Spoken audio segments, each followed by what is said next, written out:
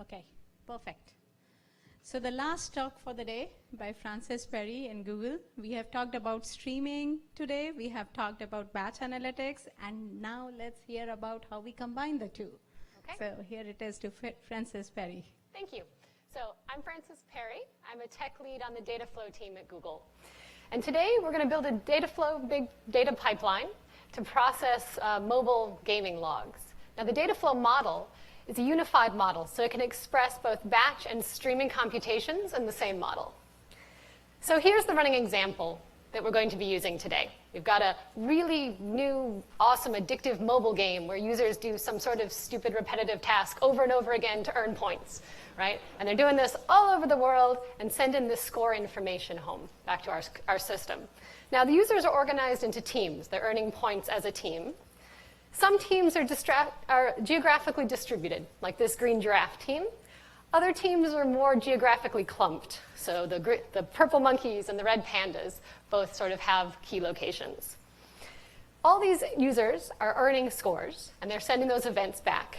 And our goal today is to write some interesting computations about that game usage. So, for example, we might want to calculate the top or the score per team at any given point. Now, these computations that we're going to write are both traditional batch use cases and also more real-time streaming use cases. We want to be able to use our transformations in both modes.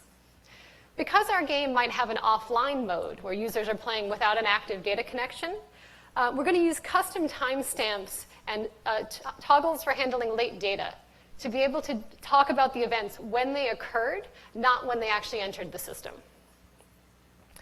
So before we actually get to the code that gives us this demo, we have to talk a little bit about the various shapes that our data might take.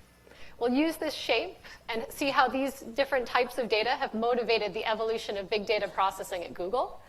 Then with that background, we'll deep dive into the specifics on the Dataflow model. Then we'll finally have enough information to deep dive into that demo. So, data shapes. Here's a big collection of events. Right?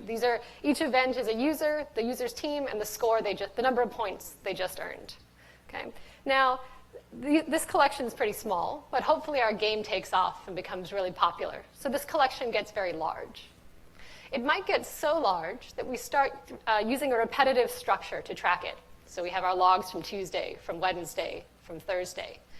But really, this type of repetitive structure is just a cheap way to represent a continuous data source. Right? Once our game launches and people begin playing it, they don't stop. That data just keeps coming in. Because we're dealing with a distributed system, however, the events are unordered as they come in, and we have to deal with delays. So if at 8 o'clock, we're looking at the data that comes in, slightly after 8 o'clock, we might see an event from a user that happened at 8 o'clock. So this event came into the system almost immediately. Here's a second event that was slightly more delayed, so perhaps there was a little bit of network congestion at this point.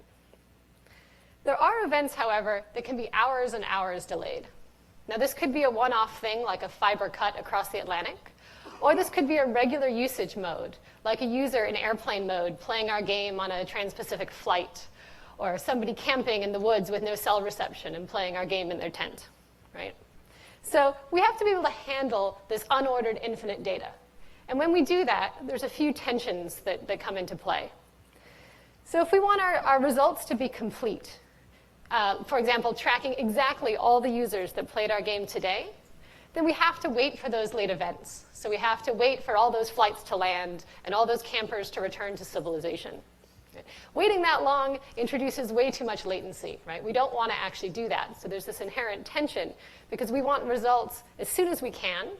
And in fact, we might even want speculative results. As the day is progressing, we want to know what the sum is so far that day.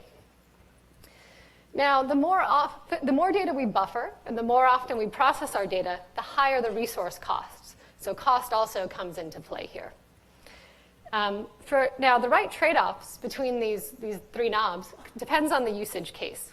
So let's deep dive into a few in particular. So let's say we had a billing pipeline, right? We're calculating how much to charge our users for the ads, or our advertisers for the ads we've shown on their behalf this month. So in this case, money's involved, right? And we want to make sure that we're getting the complete data, so we charge them for every single ad we've shown. So completeness is important. At the same time, low latency isn't. This is a monthly billing pipeline to generate credit card bills. So it can take a couple hours to run at the end of the month. We don't really care. And low cost isn't important because, again, this is what makes our company money. So we'll put in the resources we need to make this work. But now the type of algorithm that we use here, a traditional batch algorithm, would also work really well in a streaming fashion if we wanted to provide our advertisers with a live cost estimate, running total as we go through the month of how much they've spent. Now at this point, the completeness is less important because this is just an estimate, right? We're just trying to make sure they're not drastically taken by surprise at the end of the month. Low latency becomes more important because now we want them to see the effects of things happening in the system, and cost may change a little bit. In a different domain, we might have an abuse detection pipeline to see when users are abusing our system. At this point, completeness and having all the data probably isn't important. Most abuse detection algorithms are heuristic-based anyway, so if we're missing an event or two, we'll probably be okay. But low latency is the one that's really important because we want to be able to block users who are spamming our system very quickly. Now, the same type of algorithm, which is traditionally a streaming algorithm, might be applied in a batch way if we want to research the right algorithm. So here, we could take a backlog of historical data and run our abuse detection algorithm over it multiple times and try out multiple different permutations of this algorithm to see how we should tweak it in the future to catch more spammers. So now, low cost is important because we want to try lots and lots of iterations of this algorithm. And low latency is no longer important because we're just doing some research here and playing around. So as you can see, these knobs and how they relate depends very much on the use case. And these use cases and knobs have really shaped how we've done data processing at Google. So let's start with a brief overview of the papers that we publish in data at Google. We're going to deep dive today in particular into MapReduce, FlumeJava, and Millwheel, and how those three systems have evolved into this system we call Dataflow. So good old MapReduce, right? You have your collection of data. At some point, you chunk it up into pieces. Each piece is handed out to a different mapping machine. Each mapping machine has an element-wise transformation that it applies to all the elements in its chunk. So there goes the first machine, the second, the third, and so on. And each machine can do this independently of all the other machines. Then the machines take their data, and each mapping machine distributes its results among reducing machines. So this is the shuffle phase here, where data is shuffled around between machines. And then finally, each reducing machine applies the reduce function to get its final output. And those outputs together make up the result of our MapReduce computation, right? So MapReduce is a really, really powerful hammer. And so we started using it internally for every possible big data nail we could find. Right? If you take any complex algorithm, you can cram it into a map, shuffle, reduce structure if you are willing to distort it completely beyond recognition. But you can do it, and we're engineers, so we did. But that's also why we developed FlumeJava. So FlumeJava is a higher level API that builds on top of MapReduce. So in Flume, you use high-level intuitive primitives to focus on describing the shape of your computation. And then the system itself does that transformation of that DAG of computations into the underlying MapReduce structure. So that way you still get the efficiency of a hand-coded, tuned MapReduce, but you have the ease of use of just dealing with your algorithm, not the constraints of the underlying system. So let's look at some of these batch patterns that you could do in MapReduce or Flume. So we could take our collection of data, and we could structure it. So perhaps we're filtering it, aggregating it, otherwise transforming it. We could do this repetitively if we had that repetitive log structure. So every night, we can run a batch job to transform today's logs into the output shape that we want.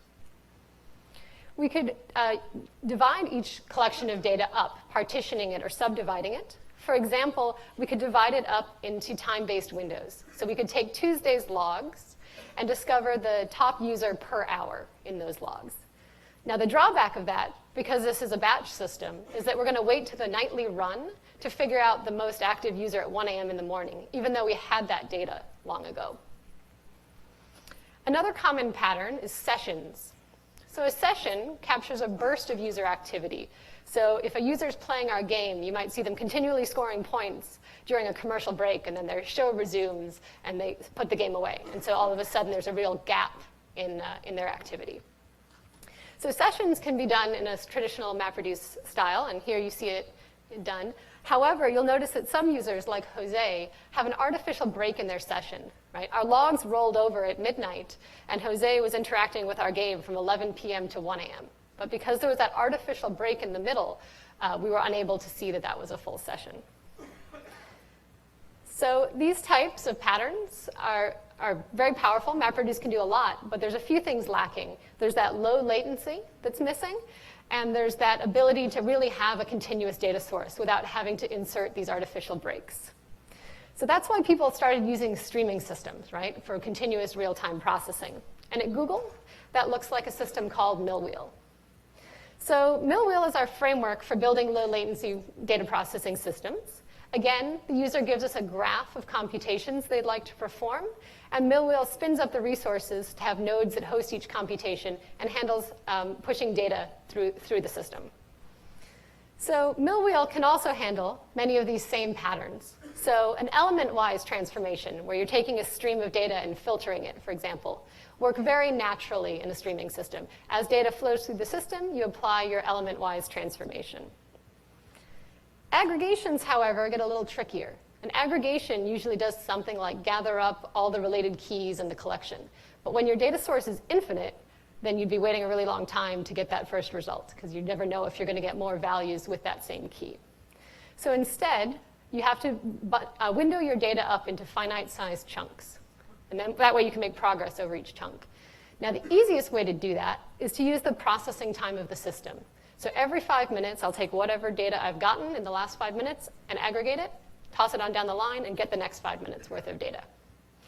However, as we saw in our gaming example, that there's a difference between arrival time in the system and the actual time the event was generated. So more often than not, what we want is to use event time-based windowing.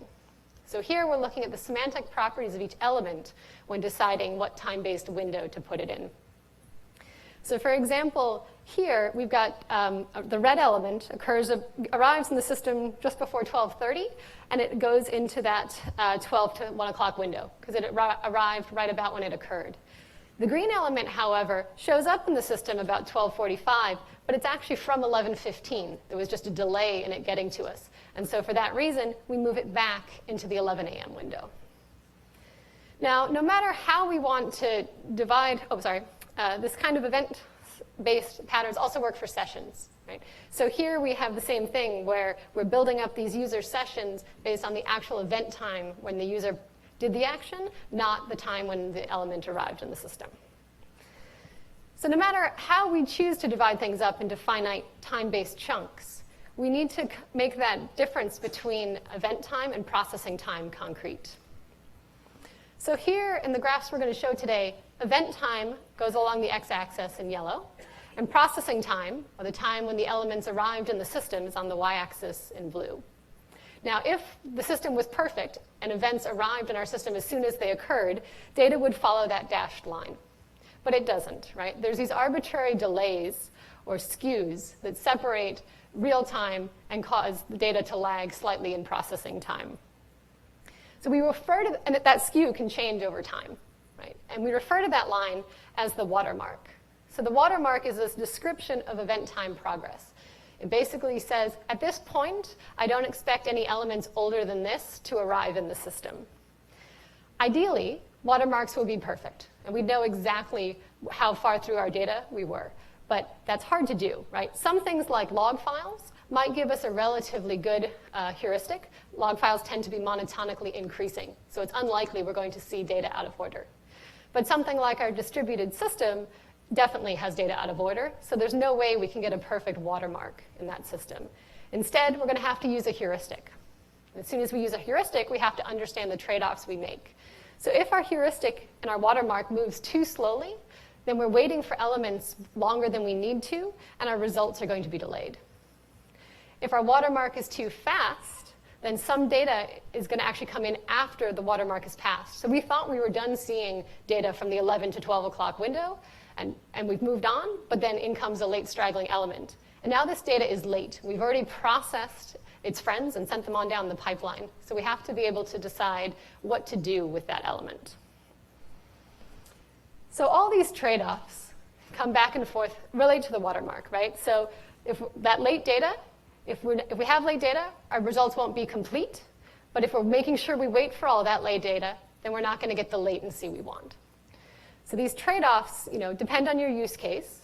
But as we saw earlier, a lot of those algorithms that we deal with make sense in both modes, right? We had the billing pipeline, the same algorithm could be used for the live cost estimates. We had the abuse detection streaming job, but we might also want to use it for doing historical backfill. So engineers don't like inefficiencies, right? We like efficiencies. There we go. We really don't want to write systems twice to do the same thing. That makes us really mad. So that's why we developed the Dataflow model. All right, so Dataflow model is essentially the evolution of MapReduce and its powerful batch processing, Flume and its clean APIs, and Millwheel with its stream processing. So let's see. When you use Dataflow, there are 4 main questions you have to keep in mind. The first is, what are the transformations that you are actually doing to your data? Are you transforming it, aggregating it, filtering it, that kind of pipeline structure? The second is how event time or element timestamps should affect processing. So if an element has a semantically meaningful timestamp, how does that affect where we aggregate it in our system? When in processing time means how the arrival time in the system affects things. So what should that late data do versus early data? And finally, how you should update results when you get more and more data for the same window. So as soon as we start getting late data, we're adding more things to a result we already computed. How should we do that? Should we accumulate results, discard repeated results, et cetera? All right, so now we're going to deep dive into each of these questions for a couple of slides. So the first thing we're going to do is figure out what we're computing, what our big data pipeline looks like. So like in Flume, we'll use Dataflow to build a graph of the transformations that we want to perform on our data. So here, the nodes in the graph are the transformations themselves, and the edges are PCollections, or parallel collections, really big collections of elements. You build up an entire pipeline, as much as you can, and then that pipeline is executed as a single unit in the system. And again, this lets the system do things like function composition and other transformations on that graph to execute it as efficiently as possible. Now, those PCollections that are on those edges are homogeneously typed collections of data, right? And they can be either bounded or unbounded in size. So we accept both fixed-size datasets and infinite streams in PCollections. Every element in a PCollection has an implicit timestamp. So it could be that event time, the timestamp when the event happened in our game, right? If an element doesn't have a semantically meaningful timestamp, like I'm word counting the works of William Shakespeare, then we'll just use the arrival time in the system. PCollections are initially created from backing data storage. So you've got a file system or a database or something that you want to read from. Now, many of these data sources actually have good interpretations that are both bounded and unbounded. So if we take a file system, for example, we could read a specific file pattern, and that would give us a fixed data set that we're going to process. We could also point at a directory in our file system and treat that as an unbounded data source, where some other part of the system is continually dumping log files into that directory, and as they arrive, we'll continue to stream them through our pipeline. But the most fun way to create a PCollection is by transforming an existing PCollection. So there's an entire library of building blocks that let you build up these data processing transformations. They sort of come in 3 main types. The first is an element-wise transformation. We call this parallel do, because you do the same thing in parallel over and over again. This is basically both the map and the reduce function in a MapReduce style algorithm.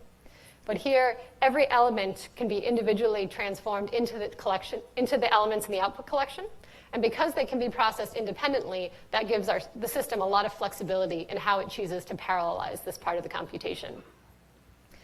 Aggregating transformations, on the other hand, require merging different elements from the collection and aggregating them together, so into a single output element. So this is something like combining or joining or grouping. The final step, type of P-transform that we'll talk about is a composite P-transform. And this is just one that's made up of a subgraph of other P-transforms. So that basically, this extensibility lets us build a library of useful transforms by building them out of existing primitives. Okay. So now let's deep dive into some pseudocode. This is pseudocode because Java is so verbose, I had to tweak some of the names to make it fit on the slide. But other than that, this is the same code that we're going to see in the demo. So here what we're doing is we're starting with a raw collection of events. And these are going to be that user, team, score triple that's flowing in from all those mobile devices. And we're going to take each of those elements and process it independently into a slightly more structured form where we extract the team and the score from that and get a key value pair of team ID and the points. And then finally, we'll take that giant collection of points and sum them up across keys. So that will basically give us a team ID and a sum of all the scores that went with that key. Okay. So as we walk through this code, we're going to use this running picture to help us understand what's going on. So this is a look at one specific team and all the points that came in for that team. Again, we've got event time, or the time the user actually scored the points across the x-axis. And we have processing time, or when the event arrived in the system, on the y-axis. So if elements arrived in the system right when they were created, they'd follow that dashed line there. It goes right through the origin, if the axes weren't off. And some elements, like 3, come in pretty quickly. So 3 came in, or happened just before 1207, and it arrived in the system just after 1207. Some elements, however, are much more delayed. So element 9 there happened just after 1201, but we didn't receive it until after 1208. So this user might have been playing our game somewhere with a spotty internet connection, on the subway, in an elevator, right? And so there was just a slight delay before this event could be sent to our system. So next, we're going to evaluate this in a traditional batch style, and I'll explain what's happening as things animate. So what's going on here is that we've got event time. We've got all the events at the beginning. So we're processing everything together, which is why the rectangle is the entire width of the graph. That white line represents processing time. And so as the processing time increases, you can see we start accumulating elements in intermediate state, and that's that bold number that's chasing the white line. Now, when we finally have seen all the elements and are done, the box turns blue, showing that we've emitted the result. So here we just start summing all those elements, and then finally we emit 51. All right, so this is great, but you'll notice that we're treating all this data as a single chunk, right? We're requiring that we have all the data at once, and then we're processing it all together. More likely, since we're building towards the ability to do streaming, we'll need to window our data. So that's that second thing in the Dataflow model, the where, right? And windowing, again, is what divides an infinite or any data set into element time-based chunks. So you can window batch data just fine. You can take yesterday's logs and calculate the top user per hour, but it's more common that you're going to window infinite data, because when you aggregate infinite data, you are required to have some sort of time-based windowing to make sure that you can actually make progress as data keeps coming in. So I've got 3 different windowing algorithms up there. One of the easiest ones to understand is fixed windows. So this is every 5 minutes, or every hour, every day, every month. Sliding windows are something like every hour, give me the last 24 hours worth of data. So you have these repeated overlapping windows. And then session windows, again, are those bursts of user activity that says each user, the period of time when each user was active. Okay, so now let's take that pseudocode and we're going to window our transformation here. So now we're going to take that same integer per key that's going to sum the scores across teams, and we're going to go ahead and put it into fixed 2-minute windows. So once we do that, if we try to execute our job in batch again, you'll see that now we have 4 different results that we're computing. So we have a window from 12 to 1202, 1202 to 1204, and so on. So these 2-minute windows, and we're only summing the elements within those windows. Now, this is a batch engine. We're still just waiting for all the data, executing it all together, and emitting all the results at the end. So the obvious thing that we start to want here is some better, lower latency for that first window. So that's where the when comes in. This is saying how the arrival time in the system should affect the processing that we're going to do. So we use a notion called triggers to control that. So triggers tell us when we should start producing output for a window. Instead of waiting till we have the entire computation done for all data, we might start emitting some windows earlier than others. One of the most common ways to trigger is relative to the watermark. And again, the watermark is that heuristic about event time progress. It tells us what to expect about our progress through our data source. So if we take that code, and we're going to go ahead and add a trigger so that we start emitting each window as the watermark passes. This is actually the default, so I wouldn't need to put it here, but I did it here just for clarity. So at that point, we've got our same algorithm, and the watermark there is drawn in red. And so you can see as each window passes the watermark, we go ahead and emit the result. So we've got 5 for that first window, and we emit that well before, we emit that at 12:06, well before we emit the result for our last window. Now there's 2 things here that still aren't ideal. The first one's obvious, right? Value number 9 just got left out in the cold. That really late data element that came in after we thought we were done seeing elements for that window wasn't aggregated into our results at all. And the other drawback is that we're waiting till the watermark. So there are times when we want speculative data or early results as we're going. And so we can do both of those things and solve both those problems by customizing the trigger a little bit more. So now we're saying that we'd like to trigger each window at the watermark, but also do early firings every minute to give us speculative data, and also do a late firing every time we see an element after the watermark. So now we adjust our graph again, and you'll see that in that first window, we go ahead and output the corrected sum of 14 after we see element 9. In the second window, we've got these partial values of 7 and 14 before our final result at the watermark of 22.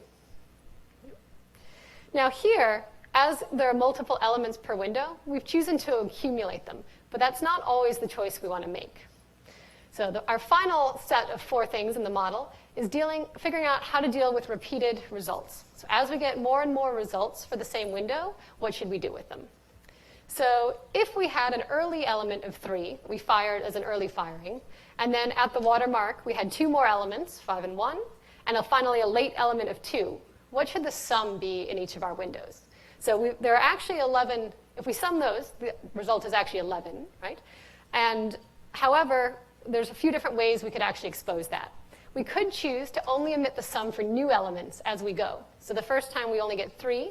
At the watermark, we sum the new elements, which are 5 and 1, and get 6, but we don't re-add 3 into the mix. Another option is to accumulate, as we did in the previous example, where we're continuing to give the running total.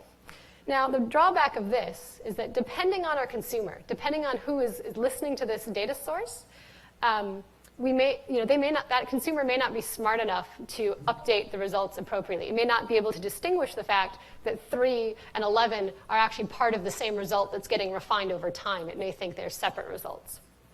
So the most fun example here is to have accumulating and retracting mode.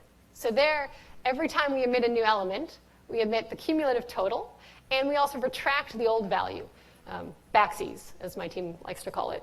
So there we emit 3 the first time, and then 9, and oops, never mind, remove that 3. We continue in that pattern, so at the end, the total observed is just 11. All right, so we're going to take our running example, oops. There we go, and update it to use accumulating and retracting mode.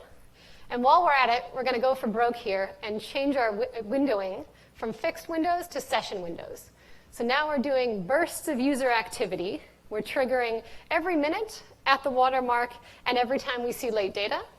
And we're accumulating as we go and retracting the old results when we have a new updated result. And this is particularly exciting for session windows, because if you think about it, a session window is looking for a contiguous chunk of user activity. So if we see this chunk here and then this chunk, and a late data element comes in the middle, all of a sudden we might realize that's actually the same chunk. So at this point, we're going to start seeing the width of our windows changing. And this just kind of blows your mind, right? It just goes, whoops, it's not looping. So you can see the windows here changing size as they accumulate new elements. When we retract things, they turn red, and we would withdraw that result. Okay. So there you go. So that's sort of the real power of the data flow model, right? So what you can see is by tuning these 4 parameters, the what we're computing, the where in event time, the when in arrival time, and the how results relate over and over. By accumulating those in different ways, we've covered a vast number of standard use cases. So first we did traditional batch, then we did windowed batch. Then we updated the watermark to emit elements of the watermark and got streaming mode. Then we toggled our triggers to be slightly more sophisticated and got streaming with speculative and late data. And finally, we did streaming with retractions. All right, so that's the data flow model. That's what we've got. But a model is no fun unless we actually have a system to back it.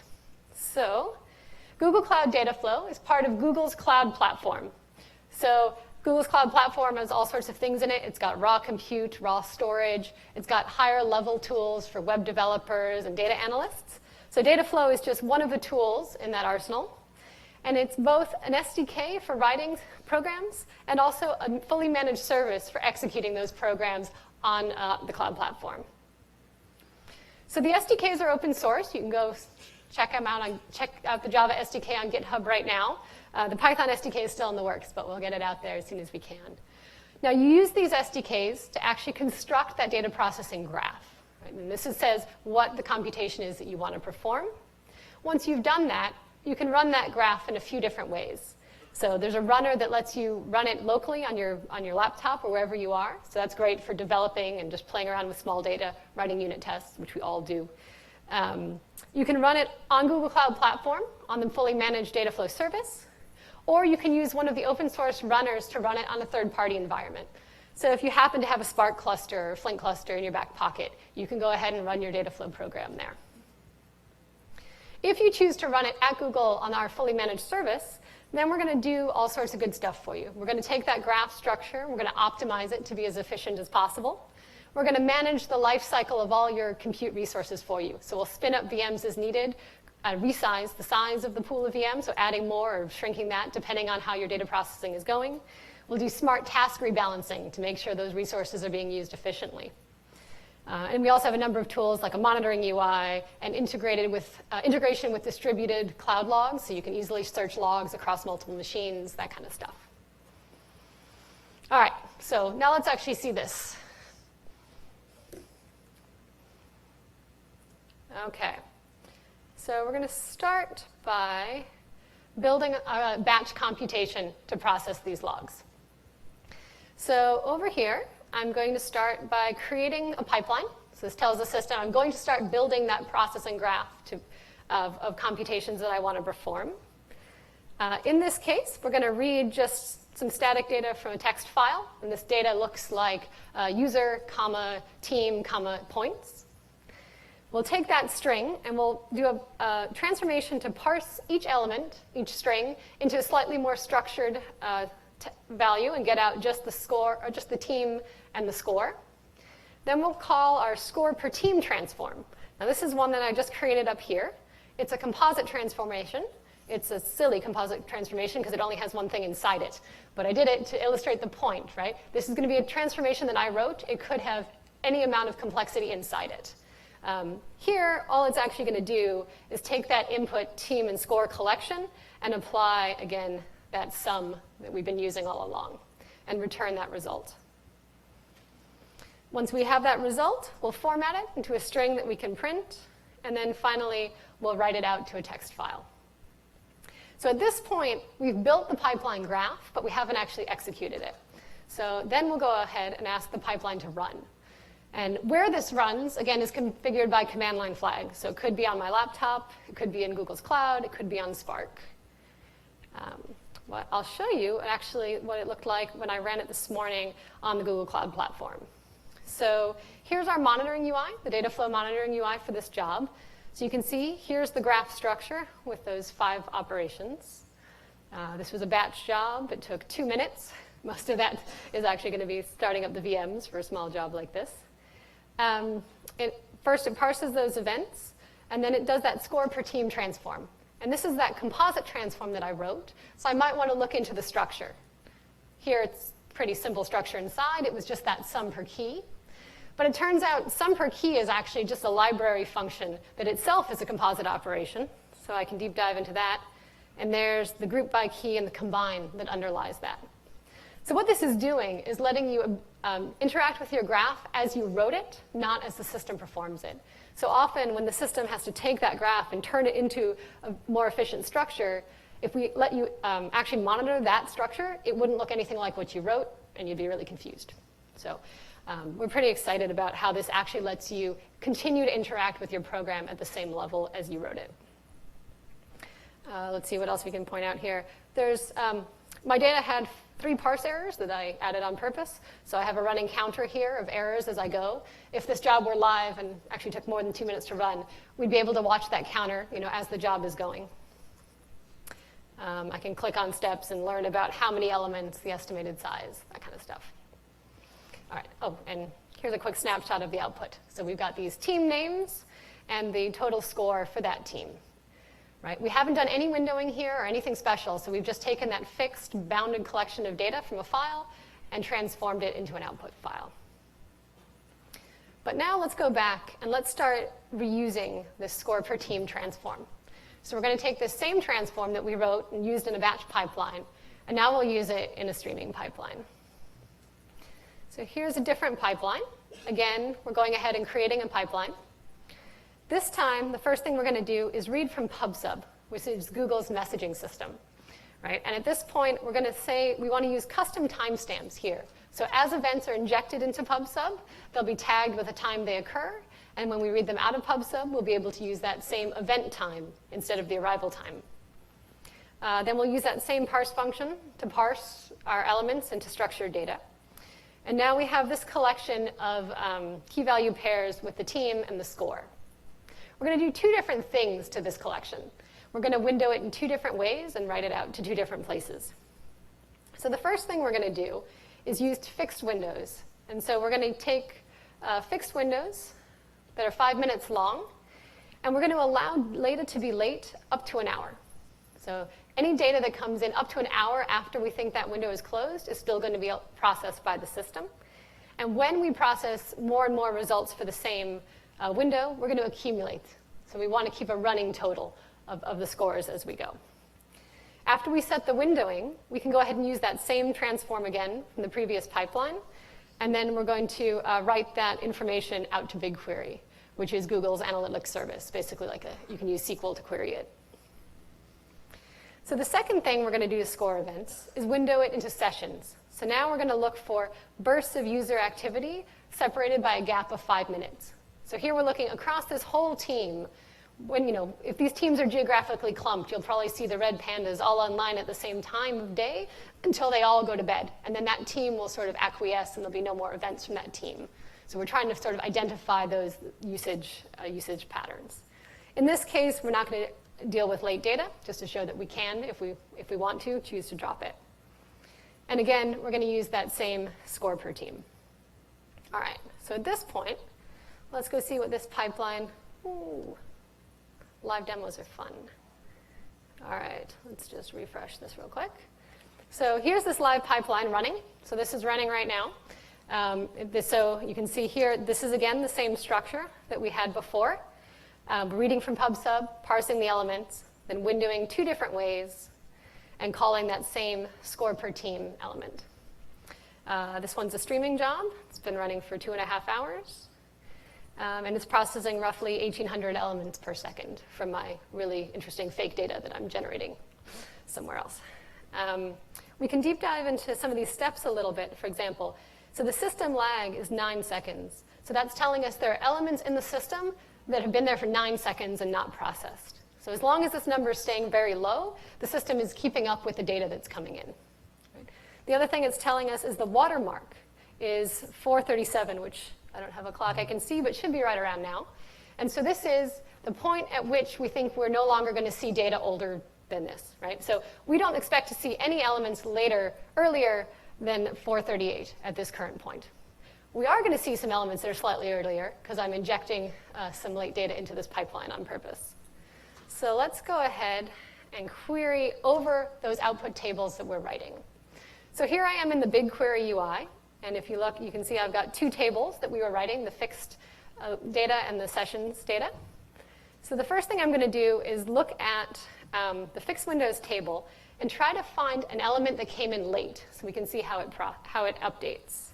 So here we see two, for the same window, the window that started at 4:30 and went to 4:35 and was processed at 4:37, you can see we have two updates for the orange dog team. The first one came in on time, and the second one came in late. Must have been just slightly later because the rounding error doesn't show it. And so you can see here we had 43 points, and the update 45 points. So 2 more points came in late. Somebody scored an extra 2 points while they were in an elevator. We finally got that event, and we went ahead and updated our results with that. The second table that we'll look at is that sessions table. So let's get a fresh set of results there. So these are those bursts of team activity. So at 3:48, there was a session that started with the Magenta Cat team, and they all went offline at 4:39. So that session was 51 minutes long, and now that team has all gone to bed. So, all right, so that's the demo.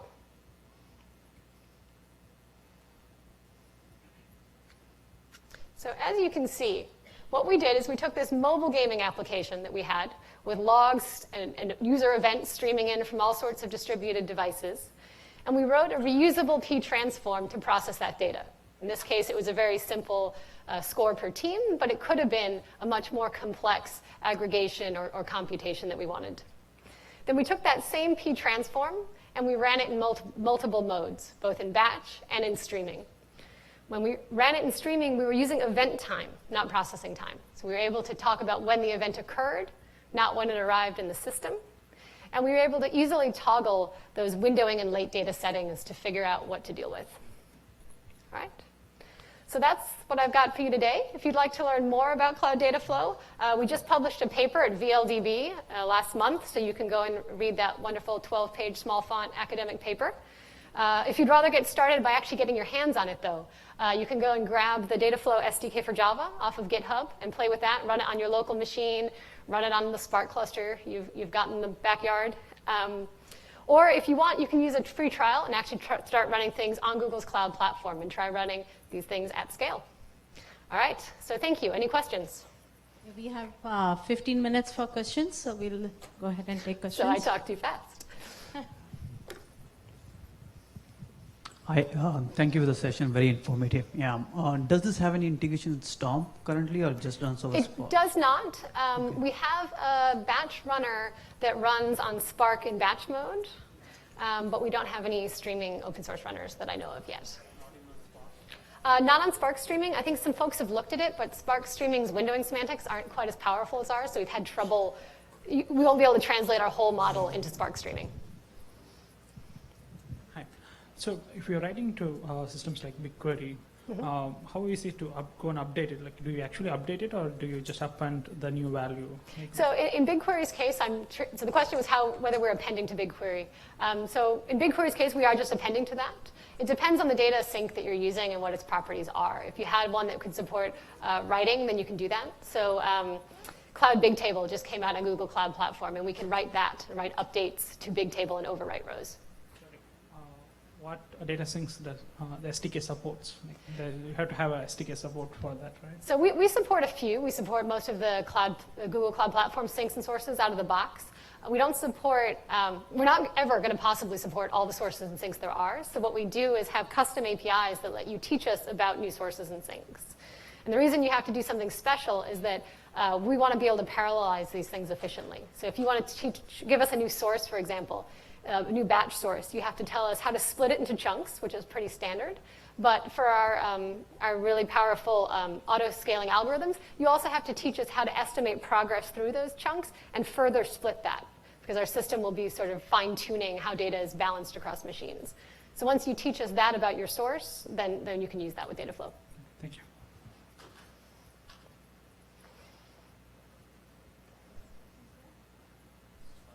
Yeah. Okay.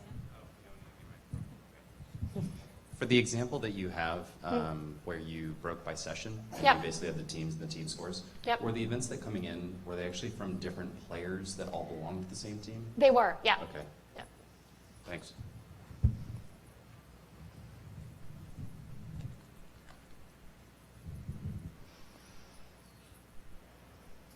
I'll ask one. I was wondering that UI that you showed, was it also powered by Dataflow to show progress of Dataflow? So that was the managed, the Flow UI for our managed service. So whenever you choose to run your Dataflow pipeline at Google on our service, then you'll be able to see that UI of progress. I guess my question is, do you power the analytics for Dataflow by Dataflow? Not yet. We haven't bootstrapped to that point. So the events which don't have a timestamp and you apply a timestamp on the servers itself, what do you use as a timestamping for those events? Because you can't use system clock, it will vary by different servers. So what do you use for that? So there we use the arrival time in the system, but usually in that case you're actually doing, you're not really windowing usually in that case. So if you're doing word count over Shakespeare, you're using what we call the global window, which covers all time, and then it doesn't really matter what the timestamps are because we're not going to be using them for any of the But arrival time is then based on the system clock. Yeah. Okay. Yeah. So you showed us a program, but you also showed us SQL-ish thing. Yes. How much of really rich semantics is captured by SQL, particularly feeding it their watermark graph? So none of that. So basically, what I did in the computation I didn't show you, where that final transform where I wrote my P collection out to BigQuery, is I grabbed the key, the value, and then some of the metadata, and I wrote those explicitly to columns in my BigQuery table, just to be able to show you those during the demo. There's a question on the other side.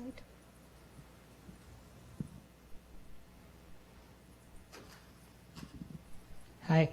So I had a question on, like, if you have a batch job and a streaming job, so does the user is exposed to like tuning the topologies and or the batch job, like mappers, reducers, parallelism, things like that? So on the Dataflow service, no. We're going to auto-scale those resources for you and figure out the right targets.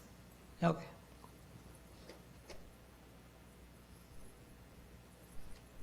I have one up front here. Just thinking, when you're doing a window, what happens if one of those nodes crashes? Do you do any persistence with that? So the persistence model and the retries depends on what runner you're using. So in the batch runner, we're actually doing windowing just based on a composite key. So it uses the normal MapReduce fault tolerance mechanisms of retrying an entire bundle. In streaming, we also retry at the bundle level, so a possible batch of elements get retried. But there we're also using persistent disk and a level DB under the hood to keep the intermediate state, so that if the machine crashes, we don't lose all the data.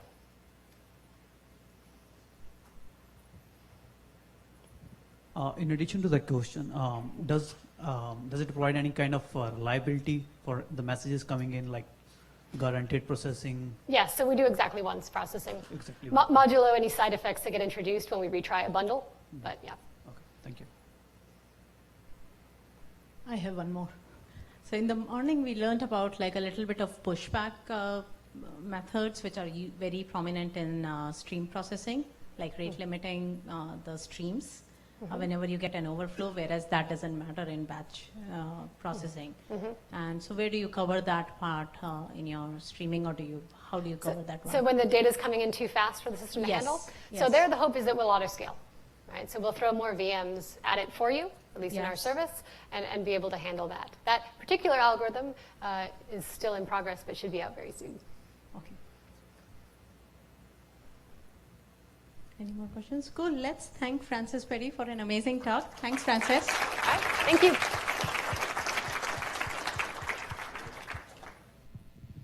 Thank you, everyone, for coming to Data at Scale. This was our last talk.